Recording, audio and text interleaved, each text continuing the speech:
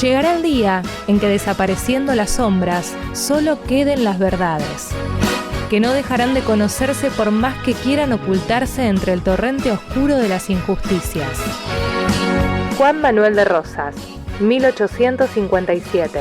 Cuando pierda todas las partidas, Aquí comienza Sombras y Verdades. Cuando duerma con la soledad, cuando se me cierren las salidas y la noche no me deje en paz, cuando sienta miedo del silencio, cuando cueste mantenerse en pie, cuando se revelen los recuerdos y me pongan contra. Bienvenidos a una nueva edición de Sombras y Verdades. Vacaciones de invierno. El programa anterior estuvo sin las niñas que suelen venir, así que obviamente por las vacaciones de invierno, y yo estaba con un invitado aquí que no va a salir al aire. Dos invitados tengo que vinieron a acompañarme. Sofi en los controles, y bueno, vamos a comenzar una nueva edición con estos inviernos que nos han regalado un frío bastante importante. Hoy tengo varios temas para hablar, así que voy a empezar por la primera etapa del programa, que es una especie de todo un poco. Y vamos a hablar del tema encuestas en época electoral. Me parece interesante porque se está dando una particularidad, no están pegando una, Los encuestadores le están chingando mal a todos los pronósticos que están haciendo sobre cómo va a funcionar una elección determinada. Córdoba fue un ejemplo, inclusive el candidato perdedor de Loredo en la intendencia de Córdoba tenía hasta el día anterior tenía una perspectiva, según las encuestas, de ganar y de sacarle varios puntos a Pacerini, al candidato del peronismo cordobés. Sin embargo, perdió por algo así como 7 puntos de diferencia. O sea que iba a sacar 10 y perdió por 7, o sea que le erraron en 17 puntos mínimo. ¿Y qué quiero decir con esto? Que de alguna manera el tema encuestas está empezando a ser manejado con intencionalidad política y no con rigor científico. Eso es obvio, porque las encuestas que daban de ganador a De Loredo son de alguna manera las encuestas que él había encargado. Y daría la impresión que el encuestador quiere dejar contento al cliente, entonces le da el resultado que él quiere escuchar. Daría esa impresión, porque realmente la diferencia fue grande. Y estaban tan convencidos que viajó la plana mayor de Juntos por el Cambio a Córdoba. E inclusive tuvo él de Loredo un acto casi de humildad y de autocrítica, y usó una expresión muy nuestra, tal vez poco académica, pero dijo: los hice venir al pedo. Les dijo a sus dirigentes, les agradeció a todos, pero se dio cuenta que evidentemente iban a festejar un triunfo y fueron a sostener una derrota. Y aquí sería bueno entonces pegar una revisadita a ver cómo es el tema de las encuestas, cómo se hace una encuesta, qué sentido tiene una encuesta, las telefónicas, las presenciales. No vamos a entrar en el detalle porque va a ser aburrido para ustedes, pero sí dar algunas cuestiones que tienen que ver con la validez de una encuesta. Hasta qué punto una encuesta más o menos tiene cierta cercanía a la realidad. Y en las encuestas electorales lo que se solía hacer era utilizar para la conformación de la encuesta lo que llamamos las cuotas censales. ¿Qué son las cuotas censales? Es tratar de colocar en el grupo testigo al que se le va a preguntar una estructura similar a la que da el censo. Entonces la idea es reproducir en ese pequeño grupo la estructura social del país o de la región o del municipio donde uno desea encuestar. Para poner un ejemplo sencillo, si yo tuviera que hacer una encuesta en Ituzaingó para preguntar a quién votaría, por ejemplo, ¿qué debería hacer una cuestión estrictamente científica? Tratar de reproducir en el grupo lo que me dio el censo de Ituzaingó. Por ejemplo, si el 80% son empleados de comercio. Bueno, el 80% de mis encuestados tienen que ser empleados de comercio. Pero además, ¿cuántas mujeres y cuántos varones hubo en ese grupo, en ese censo? Lo tengo que reproducir en el grupo. El estudio, etcétera, etcétera, etcétera. O sea que es muy estricto y muy complicado cómo armo el grupo. Pero si logro armarlo, tengo cierta posibilidad de acercarme a la realidad y que ese pequeño grupo sea el representante del grupo grande. Hoy pasamos de eso a lo que se llama los focus group. Los grupos focales, para no ser tan inglés en la terminología, los grupos focales, ¿qué son? Grupos de opinión, pero tienen una importante falla. Son grupos de opinión que obviamente no reflejan la opinión de todos, sino la opinión del grupo de referencia de ese grupo focal. Entonces, si usted, por ejemplo, hace una encuesta, en este momento estamos en la radio, si salimos a la calle y preguntamos al albur, como dirían los españoles, o sea, sin ninguna explicación, al que va pasando le hacemos la misma pregunta. Y puede ser que obtengamos un resultado que no tenga absolutamente nada que ver con la mayoría de los habitantes del municipio, porque de casualidad nos tocó gente que pensaba de una manera. Por eso, cuando nos juntamos a conversar, o ustedes se juntan a conversar, habrán escuchado y habrán dicho seguramente, la gente dice, la gente opina. Y sería bueno preguntarse quién es la gente a la que están haciendo referencia. ¿Por qué digo esto? Porque en realidad ustedes dicen que la gente opina porque es la gente con la que ustedes tienen contacto. Ahora, hagamos un cálculo, ¿no? Un cálculo estimativo. ¿Cuántos son la gente con la que usted conversa diariamente? ¿10, 100, 1000? Que es una exageración. Ahora, ¿cuánta gente habita el municipio de Ituzaingó? Entonces, ese grupo, evidentemente, su grupo de referencia, sus amigos, que tienen una forma de pensar, que comparten un cierto ámbito laboral, pero que evidentemente no tienen absolutamente nada que ver con la mayoría del partido. El partido me refiero a la localidad, no al partido político. En esta línea, entonces, sería bueno revisar el tema de las encuestas porque, y esto es la última reflexión sobre el tema encuestas, porque no da para mucho más, si no se vuelve algo tedioso, es que la encuesta lleva a cometer errores y lo que está buscando de alguna manera es obtener lo que se llama el voto útil. ¿Qué es el voto útil? Cuando uno no sabe a quién votar y vota al que cree que va a ganar. Es decir, no sabe a quién votar, entonces cuando va a tomar la decisión pone un panorama de candidatos y el que cree que va a ganar, el que cree que va a tener el resultado, el éxito, a ese lo vota. Ahora, ¿cómo sabe que va a tener el éxito? Por lo que dicen las encuestas. Entonces aquí es donde estoy planteando la intencionalidad política de una encuesta determinada. Dar a entender que ese candidato va a ganar. Y de esa manera lograr, o intentar por lo menos, arrastrar el voto de los indecisos bajo este criterio del voto útil. Es decir, un voto que no va a caer en saco roto, sino que va a ser un voto ganador. Porque a la mayoría de las personas, en términos generales, nos gusta ganar.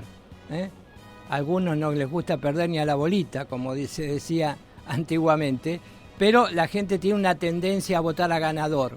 Entonces, si logra votar al que va a ganar, se va a sentir bien. ¿Quién le dice que va a ganar? El encuestador. Así que tenga cuidado y cuando vaya a optar por un criterio electoral, tal vez no se deje llevar por el que dicen las encuestas que va a ganar, sino por aquel que usted haya analizado lo que dice que va a hacer y cómo lo va a hacer. Y tal vez eso le vaya dando un poco de orientación. Porque si no, también puede cometer el error de votar a aquel que promete, porque no hay mejor cosa que ser oposición. ¿Por qué? Y porque uno puede prometer cualquier cosa. Yo escuchaba a los amigos de la izquierda, con todo respeto por la izquierda argentina, pero hay un afiche que dice sueldo mínimo de 500.000 pesos. Es bárbara la idea. Lo que no me dicen es de dónde van a sacar los 500.000 pesos para cada uno. Entonces, de algún modo, este tipo de propuestas, y son aspiraciones, casi les diría que son una expresión de deseos, pero no una plataforma política. Si somos un poco serios, nos vamos a dar cuenta que decir 500.000 pesos de sueldo mínimo es algo que sería maravilloso. Ahora, si no digo cómo, y bueno, es una utopía, es casi una fantasía. Igual que si yo dijera, no sé, trabajo para todos, pero sería ideal, pero hay que crear trabajo. ¿Y cómo lo van a hacer? Y también la otra cosa que es el vender directamente mentiras, ¿no? No me la quiero agarrar con Milei, porque me la vivo agarrando con Milei, pero este muchacho se presta a que uno se ensañe ideológicamente con él, porque el otro día en una intervención que tuvo en algún medio hablaba de la dolarización, ¿no? Le preguntaron cuánto duraría, dijo entre 9 y 24 meses. ¿Por qué? Porque en un país duró 9 y en otro país duró 24. En El Salvador duró menos. Ahora, lo que no dice que la dolarización en El Salvador fue un fracaso rotundo, dicho por los mismos salvadoreños que ahora no saben cómo salir de ese esquema de dolarización. Entonces, ¿pero qué hizo Milei? Bueno, decir esto, y yo escuché también notas de gente que creía que estaba de acuerdo con la dolarización porque iba a cobrar su sueldo en dólares. Yo creo que a la gente humilde, más que una mentira, es una crueldad lo que están haciendo. Hacerle creer que eso es posible, que su sueldo se transforme milagrosamente en dólares, es realmente una crueldad. No es un hecho simpático para dejarlo como una mentira de un candidato. Es hacerle creer a alguien que la cosa puede cambiar de una manera tan rotunda. Por eso, como decía Alberto Vuela, un filósofo argentino, un politólogo argentino también, él tiene una frase que a mí me impactó mucho y que de alguna manera comparto. Él dice: Argentina no está en crisis, Argentina está en decadencia. ¿Y cuál es la diferencia, para Vuela? Las crisis son pasajeras, las crisis se superan, llegado un momento se superan. La decadencia es un continuo, y este continuo de la decadencia no se puede salvar desandando camino, sino directamente haciendo cambios estructurales.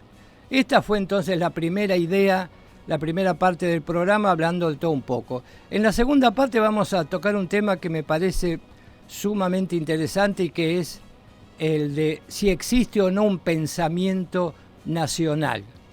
En esto de tantas preguntas, tantas propuestas, ¿es posible decir que puede haber una forma de pensar la política nacional distinta a las demás? Después de la pausa lo vamos a charlar. Seguimos resistiendo con Sombras y Verdades. Continuamos con Sombras y Verdades y les decía antes del espacio publicitario que íbamos a hablar de el pensamiento nacional.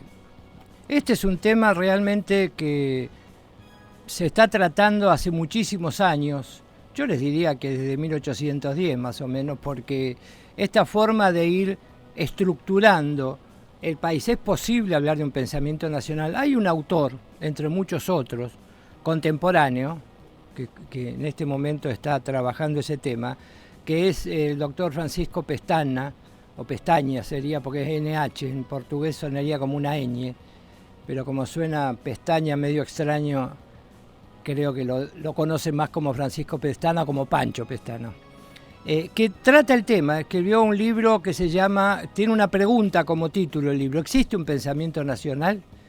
Y realmente me parece interesante tratar el tema porque de ahí podemos ir sacando cuestiones que tengan que ver con esto que estábamos hablando de las plataformas electorales. ¿Se puede trasplantar una plataforma electoral? ¿Se puede trasplantar una receta económica, cultural, política de un país a otro sin más trámite que copiarla? como proponen, por ejemplo, con la dolarización? ¿O realmente existen formas de pensar la política, de pensar un país que son estrictamente locales, sin desconocer por esto la influencia del pensamiento universal, ¿no es cierto? Eso lo vamos a ir tratando de a poquito hoy, pero vamos ahora, tuvimos la suerte de entrevistarlo a Pestana a raíz de la presentación de este libro, y esto nos decía cuando le preguntamos de qué se trataba el libro. Estamos con el doctor Francisco Pestana, que mañana presenta un libro. ¿De qué se trata? Bueno, es un libro que en realidad es un viejo sueño. Yo me reencontré más o menos hace 16 años con el pensamiento nacional, con la corriente esta, en aquellos tiempos donde desde muchos sectores se la consideraba una corriente ya en puro decaimiento, ¿no? Y empezamos con un taller y empecé a escribir ensayos por pura necesidad de expresarme.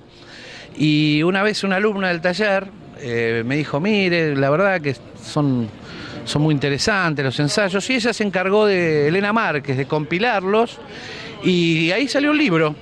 En realidad el libro es una provocación, ¿no? Porque entre signos de interrogación se pregunta si existe un pensamiento nacional. Claro que existe.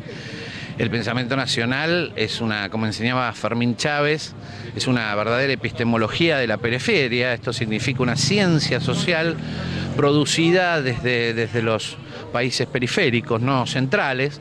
En general en las universidades nuestros alumnos están acostumbrados a consumir mucho pensamiento producido en Europa o en Estados Unidos.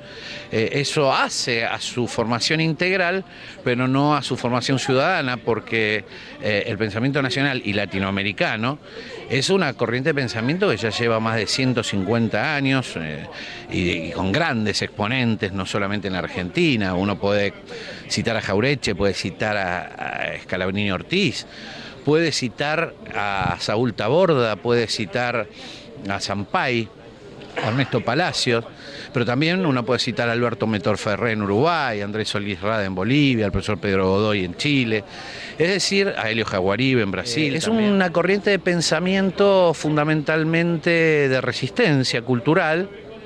Sobre todo surgió en la medida de que los proyectos coloniales se fueron consolidando en toda Latinoamérica, y es un pensamiento muy rico. En la Argentina nosotros calculamos que solamente durante el siglo pasado produjo más de 7.000 libros, entre los que, sin contar las revistas y otras publicaciones, debe ser una de las corrientes más prolíficas de la Argentina en particular. Y se ha caracterizado por su formulación extraacadémica, es decir, toda la producción de esta corriente de pensamiento fue elaborada por afuera de las universidades, ¿no? Muchas veces financiadas por pequeñas editoriales, otras veces por los sindicatos, que tuvieron mucha fuerza en ese sentido y actualmente lo hacen. Mucho a través de la tradición oral, porque también cuenta aquella historia no oficial, aquella historia que fue sustituida. Es una corriente riquísima y presenta muchos matices también, ¿no? Porque el pensamiento nacional, como una epistemología de la resistencia, no admite una formación de una escuela, sino que más bien presenta matices. Hubo inclusive autores como Abelardo Ramos o como en su momento Hernández Arraiz, que provienen de la izquierda, pero cuyas formulaciones son claramente una epistemología nacional. Los hay inclusive social cristianos, como en su caso podríamos poner a Sampay, como inclusive el mismo padre Castellani.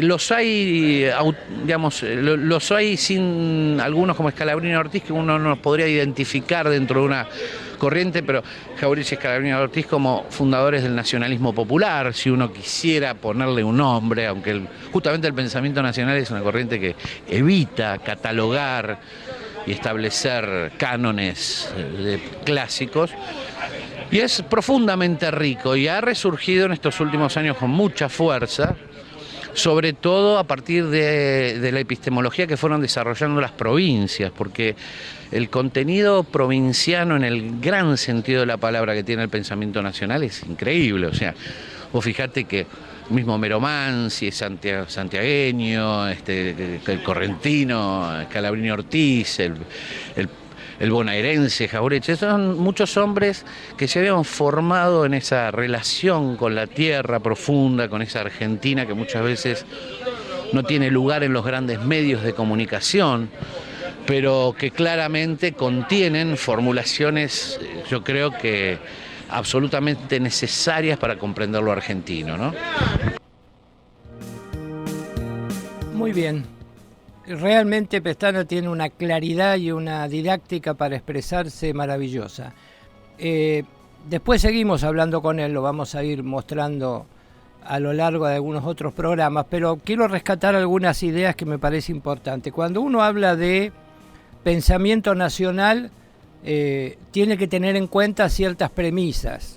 Por ejemplo, todo pensamiento es situado, es decir, todo pensamiento se da en un lugar, en un tiempo y en un espacio, y tiene una historia. Si creer que uno inventó el agujero del mate es un error conceptual.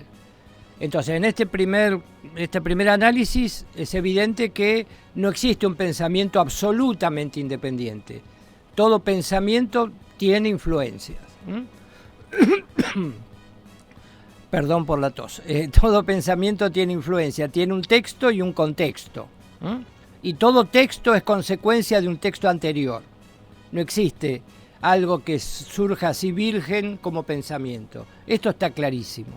Pero lo que no quiere decir que no pueda tener visos de locales una forma de pensar. En este sentido es bueno analizar, por ejemplo, lo que usamos comúnmente como términos, ¿no? Por ejemplo, ecología y economía. Fíjense que son dos palabras que tienen el mismo origen. En griego antiguo, oikos, quería decir casa.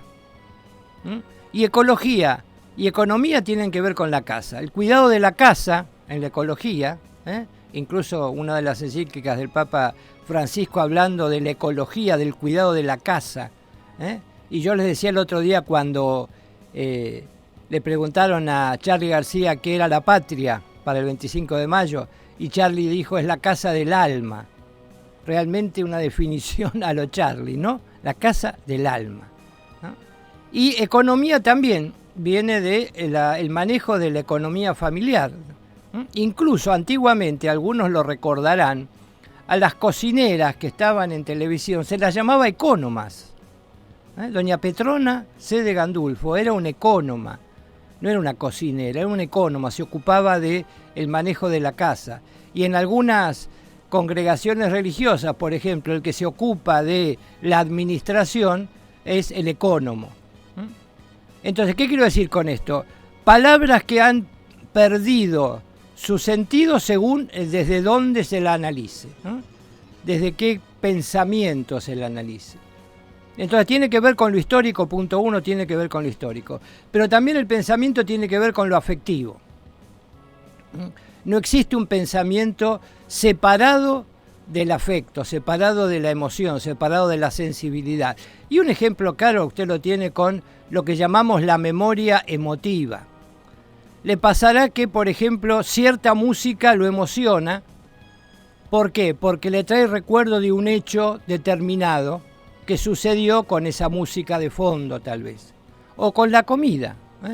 ¿Cuántas veces quisieron repetir la receta de la abuela exactamente igual y alguien dice, sí, pero no tiene el mismo gusto? Sí tiene el mismo gusto. El que cambió fue usted. Su estado de ánimo cuando comió la comida de la abuela aquella vez, de la que está recordando ahora, no tiene absolutamente nada que ver con el que tiene ahora cuando prueba una receta exactamente igual. Este es el aspecto afectivo del conocimiento, porque epistemología no quiere decir otra cosa que la ciencia del conocimiento, la teoría del conocimiento. Episteme, en griego antiguo, era ciencia, y se contraponía a la doxa, que era la opinión. No quiero parecerme a Grondona hablando del griego antiguo, pero es para que ustedes tengan una idea. Entonces, como tema musical, para ir entrando en esto del pensamiento nacional, vamos a escucharlo a Argentino Luna diciendo, mire que es lindo mi país paisano, y después vamos a la pausa de las noticias. Continuamos con Sombras y Verdades, y les decía, bueno, lo de, mire qué lindo mi país paisano, ¿no? De alguna manera, el folclore y los libros que podríamos llamar del criollismo han dado material para que este pensamiento nacional se vaya construyendo, que tiene una particularidad, como decía el doctor Pestana, que es que no acepta etiquetas, ¿no? O sea, no se puede etiquetar porque es algo que está en proceso, está en construcción. Es como un pensamiento en acción, diríamos. O sea, es un pensamiento que se nutre de la acción, no de la reflexión. Y esto en política es central. En política, de alguna manera, es más importante la praxis que la teoría, ¿no? Porque la praxis es la que construye la teoría. O sea, que Perón, cuando habla de cómo nace el pensamiento justicialista, habla de que de alguna manera lo van construyendo los propios obreros, que le van hablando y le van contando qué problemas tiene, y él va pensando cómo resolverlos y desde dónde se para resolverlos, y esta continuidad de la demanda del pueblo y la respuesta del conductor es lo que va construyendo una teoría política. Esto es muy importante, porque filósofos políticos tenemos desde prácticamente hace 1500 o 2000 años, ¿no? Incluso la propia Biblia es un libro político también, si se lo ve desde el punto de vista de la definición de Aristóteles, ¿no? De política. Inclusive en Deuteronomio hay una frase, Deuteronomio capítulo 15, no me acuerdo el versículo en este momento, pero una frase que dice, le prestarás a todo el mundo, pero no pedirás prestado a nadie. De ese modo todos te deberán y tú tendrás poder sobre ellos. Parece que eso debería estar en la entrada del Fondo Monetario, ¿no? Grabado en la pared de Deuteronomio capítulo 15, porque es una expresión política, evidentemente. Es una idea de cómo se conquista al otro por el manejo del poder. Y este es otro tema que el pensamiento nacional analiza, cómo se construye el poder. La construcción del poder, ¿qué es el poder? En definitiva, es la capacidad de inducir una acción. Cuando yo tengo capacidad de lograr que alguien haga lo que yo quiero, tengo poder sobre esa persona. Entonces, el poder en política, ¿qué es? Lograr que otros hagan lo que yo quiero. Miren lo del fondo. ¿Qué está haciendo el fondo en este momento con nosotros? Ejerciendo poder. Directo, diciéndonos lo que tenemos que hacer. Y lo hacemos justamente porque tienen poder. Tienen más poder que nosotros. Entonces, en las civilizaciones, por ejemplo, un ejemplo del poder es Grecia y Roma. Roma es Grecia traducido al latín. Ustedes miren los dioses romanos, son todos los dioses griegos con otro nombre. Zeus es Júpiter, Ares es Marte, pero son exactamente lo mismo. ¿Por qué? Porque es tal el poder cultural de Grecia que consigue conquistar culturalmente a Roma, si bien Roma tiene el poder militar, ¿no? Porque las legiones romanas no había con qué darle. Entonces, en esta línea de reflexión, el pensamiento nacional es, de alguna manera, una intención de desestructurar las formas de poder. O sea, lograr que no nos induzcan a hacer cosas que no queremos hacer, pero brindarnos argumentos para poder mostrar cómo se puede luchar contra eso que nos quieren imponer. Por eso les decía que el pensamiento es un pensamiento situado, ¿no? Hoy hablaba, cuando llegué a la radio, con uno de los locutores aquí, y hablábamos, de alguna cuestión, y yo les decía, hablando del calor y del frío, le digo, yo prefiero el calor, le digo, tanto tiempo que viví en Formosa, prefiero el calor, y me dice, pero es un calor seco. No, le digo, es un calor húmedo, mi departamento estaba a una cuadra del río, y le digo, y es la vuelta esa que da el río Paraguay, era la vuelta Fermosa, la vuelta hermosa, en castellano antiguo. Por eso de ahí que el comandante Fontana le pone a la localidad Formosa, que está tomado de esa vuelta hermosa. Pero ¿por qué llegan ahí? Y a raíz de esto le digo, ¿por qué llegan ahí? Porque somos el único país que pierde territorio cuando gana una guerra. Ganamos la guerra de Paraguay y perdimos la Villa Occidental. ¿Por qué? Porque fue tan vergonzoso lo que hicimos con los paraguayos, que cuando el presidente Hayes, presidente norteamericano, tiene que laudar, y lauda a favor de Paraguay, como diciéndole algo, déjenle muchachos, porque hicieron una masacre. Entonces, en este sentido, es bueno entender que el poder no siempre es militar, no siempre es armado. El poder más sutil es el que hoy está teniendo la derecha en Argentina.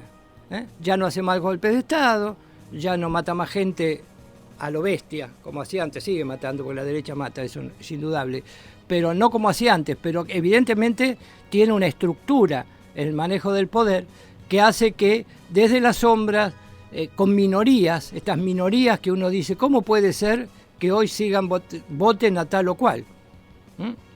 Un ejemplo que lo dimos la vez pasada aquí en este programa, Luis Juez dijo, y lo grabamos y lo pasamos, que este era un país de mierda. Lo dijo y lo repitió hasta el cansancio. El 38% de los cordobeses están de acuerdo, porque lo votaron. Ahora, ¿están de acuerdo? Y habría que preguntarse, ¿no? Por eso la encuesta, si bien el 38% lo votó, perdieron la gobernación, perdieron la intendencia, a pesar de que las encuestas decían otra cosa. En esta línea es donde aparece el pensamiento nacional como un pensamiento revulsivo, es decir, como un pensamiento que desde determinados lugares critica las formas de ejercer poder. Por eso Martín Fierro, ¿no?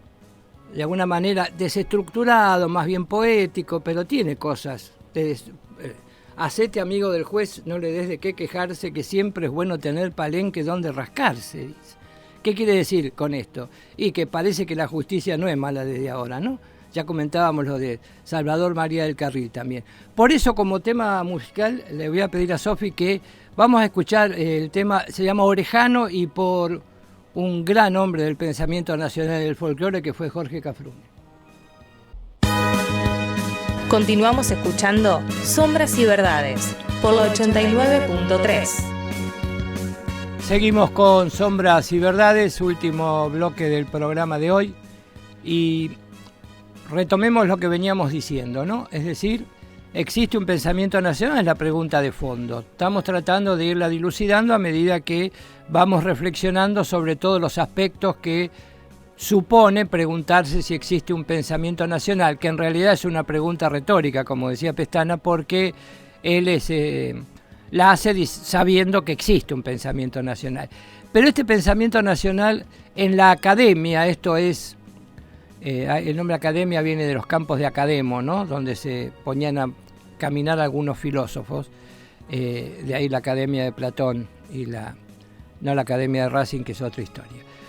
Pero en este sentido, lo académico reniega del pensamiento nacional, lo toma como algo en un segundo nivel, como un pensamiento de barricada, un pensamiento que en realidad no tiene entidad epistemológica, no es algo como para tomárselo en serio, sino que es algo de algún trasnochado que cree que por ese lado puede andar.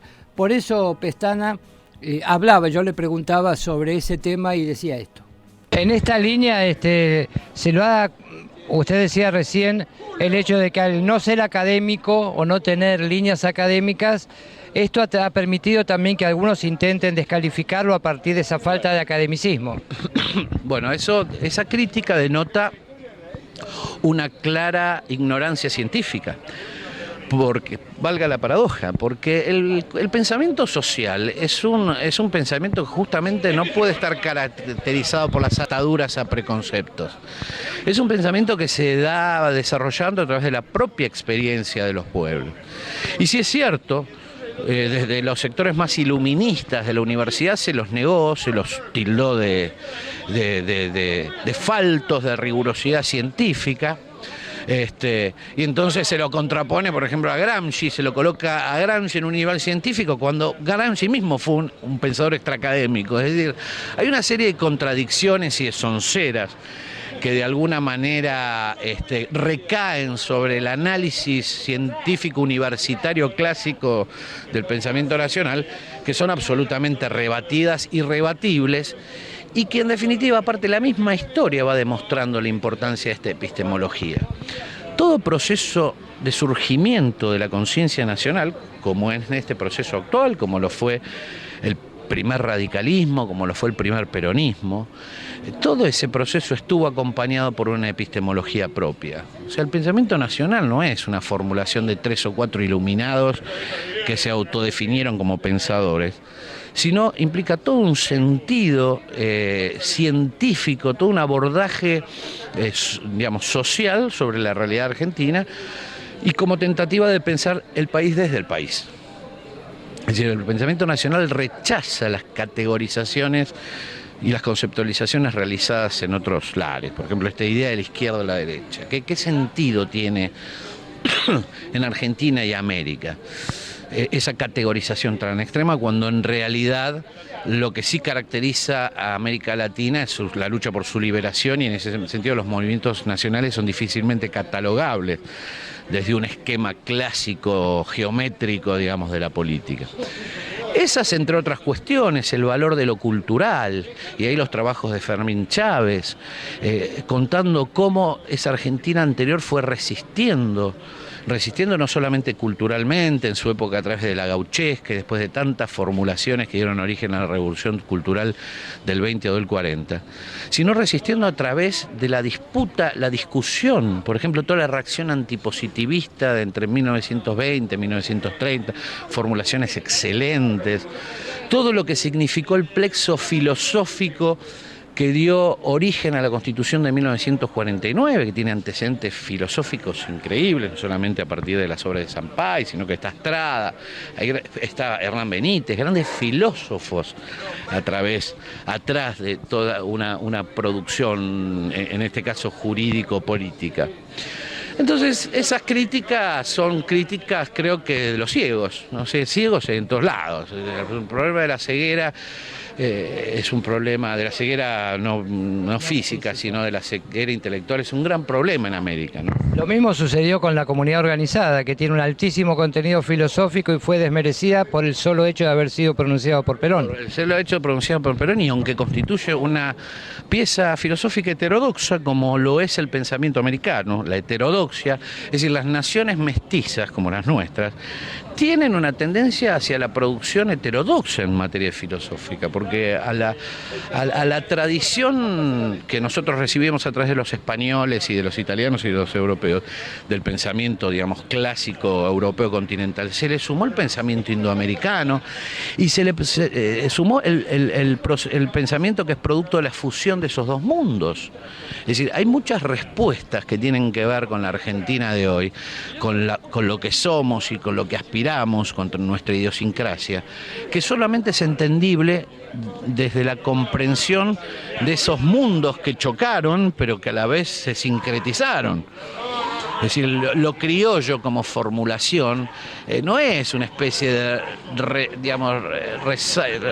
mirada melancólica hacia lo gauchesco, sino es el producto de una formulación que tiene que ver con el intercambio de dos grandes tradiciones, ¿no? La indoamericana y la tradición hispano católica en algún momento, y a lo que se le sumió luego el producto de la ciencia y de la experiencia de todas las corrientes inmigratorias que se integraron a nuestro país y que aportaron elementos conceptuales, culturales e idiosincráticos a lo que los argentinos somos hoy. Solamente desde una perspectiva de comprensión del mestizaje es posible comprender la América y posible comprender la Argentina. Y eso es un esfuerzo que las universidades todavía no han hecho, o muchas universidades no han hecho, y eso es lamentable. O sea, yo creo que uno de los grandes deudas que tiene el pensamiento social argentino es la interpretación de ese fenómeno, que no es otra cosa que teorizar sobre lo nacional, teorizar sobre la nación. Las grandes potencias lo hacen, teorizan sobre sí mismas. Hay grandes discusiones, yo podría, el caso en Estados Unidos, las discusiones entre Huntington y los demócratas, las discusiones que hay en Francia sobre el carácter, digamos. Y las universidades abordan esa discusión y se inmiscuyen en la discusión. Acá las universidades, o muchas, generalmente las más portuarias, se sienten una especie de observadoras de ese fenómeno, pero observadoras desde una lejanía que, digamos, ya atenta contra el propio conocimiento, ¿no? Entonces yo creo que esto que no hacen las universidades, muchas veces lo hace el movimiento, lo hace el movimiento obrero, o lo hace la gestión estadual. Por ejemplo, qué sé yo, en Formosa es muy interesante los desarrollos que han hecho, inclusive constitucionales, sobre la Argentina prehispánica.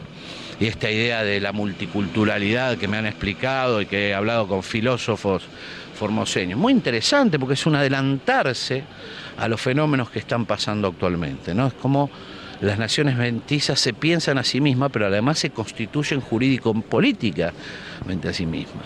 ¿Qué hacemos? ¿Somos naciones diferentes? ¿Somos integrados? ¿Somos partes de un conjunto? Eso que a veces parece simplemente un discurso político es esencial, pero esencial. Así que yo me llevé muy buena impresión hace ya unos 8 años cuando por primera vez me invitaron del gobierno formoseño y tuve la oportunidad de conversar en ese momento con la gente de la cultura y con los amigos de allá, y todo ese esfuerzo epistemológico que estaba haciendo la provincia por entenderse a sí misma. Eso constituye un ejemplo de cómo lo que no realiza la universidad lo termina necesariamente haciendo el Estado, y creo que en ese sentido hay provincias que han avanzado mucho más que otras sobre su propia comprensión.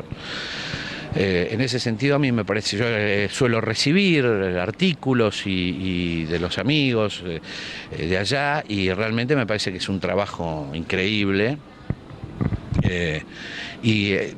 Yo vuelvo a insistir, el pensamiento nacional tiene como objeto la identidad nacional. Es decir, ¿en qué se concentra el pensamiento? En la identidad nacional.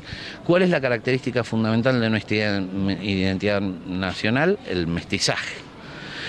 ¿Qué significa el mestizaje? Significa una forma de articulación social, de experiencias científicas, genéticas, étnicas, etcétera, y la producción de seres nuevos, ¿no?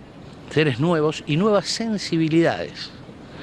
Si usted me preguntara, si vos me preguntaras, ¿qué caracterizó a las décadas previas al surgimiento del primer peronismo? Yo no tendría dudas de decirte que, entre una de las cosas, el surgimiento de una nueva sensibilidad respecto a las cuestiones del país, ¿no? Molina Campos pintando a los gauchos, denunciando este corrimiento, esta persecución. Quinquela Martín transformando en sujeto histórico a un estibador de puerto, los escritores martinfierristas reivindicando el criollismo como una forma, una búsqueda identitaria. Es decir, cuando uno toma todo lo que es la revolución cultural entre el 20 y el 40, la filosofía discutiendo qué es la Argentina, en el año 20.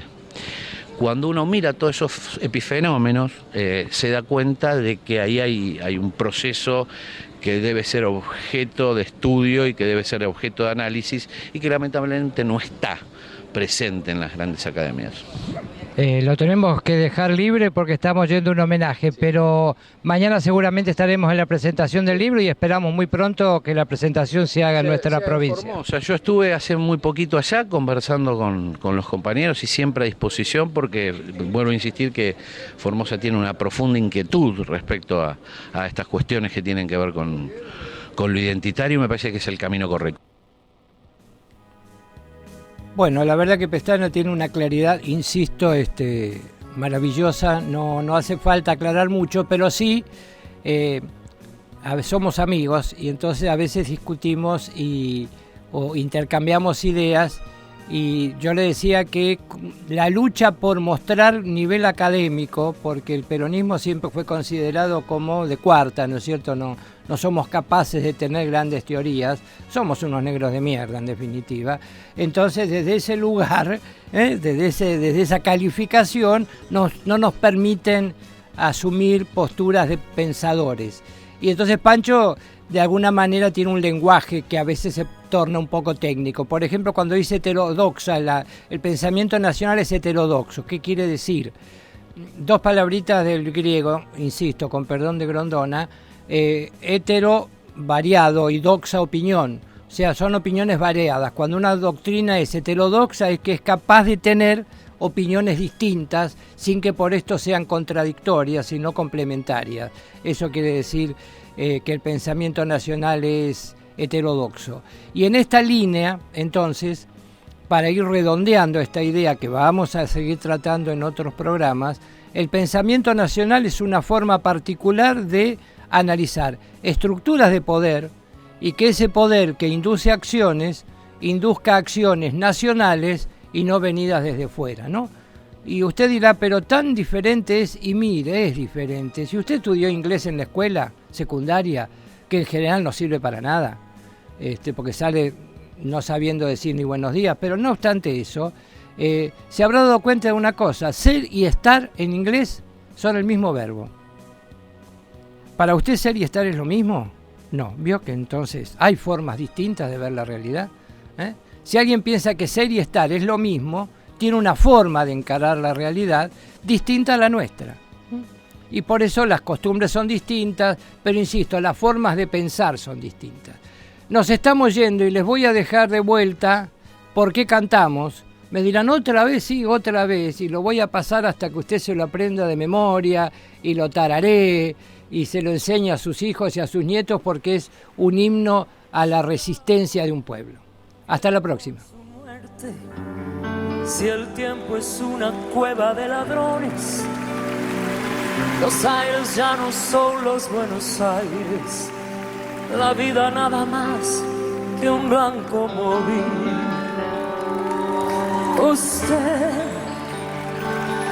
preguntará por qué cantamos,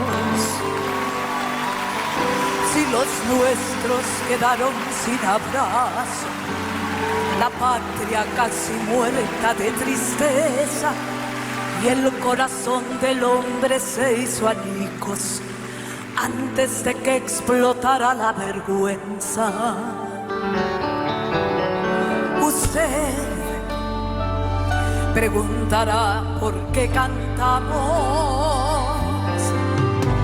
cantamos porque el río está sonando, y cuando el río suena, suena el río.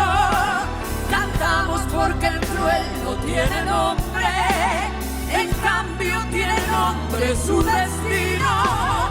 Cantamos porque el niño y porque todo, y porque algún futuro y porque el pueblo.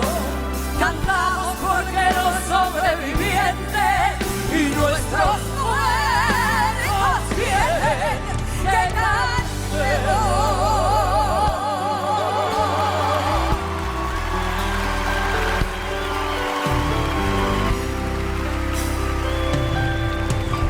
Si fuimos lejos como un horizonte, si aquí quedaron árboles y cielo, si cada noche siempre era una ausencia y cada despertar un desencuentro.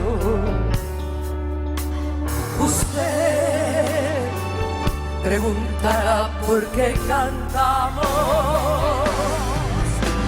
Cantamos porque llueve sobre el surco y somos militantes de la vida, y porque no podemos ni queremos dejar que la canción se haga ceniza. Cantamos porque el grito no es bastante, y no es bastante el llanto ni la bronca.